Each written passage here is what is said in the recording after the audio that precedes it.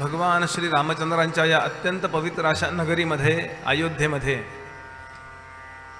जीवनाचं इहपर कल्याण करणारं अध्यात्माचं चिंतन रामकथेच्या माध्यमातून घडावं या अतिशय पवित्र हेतून इथे जमलेले सर्व भाविक अधिकारी श्रोते सर्वांच्या हृदयस्थ आत्मारामाला मनापासून नमस्कार करतो।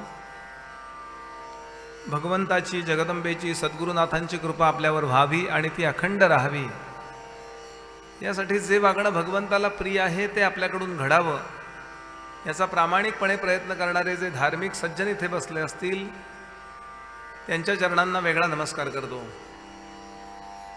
अधिकारी, साधक, तत्वचिंतक, श्रेष्ठ असे कला उपासक, वैदिक, याज्ञिक, समाजातल्या विविध क्षेत्रातले मान्यवर इथे बसलेले आहेत। सर्वांबद्दल आदराचा भाव व्यक्त करतो।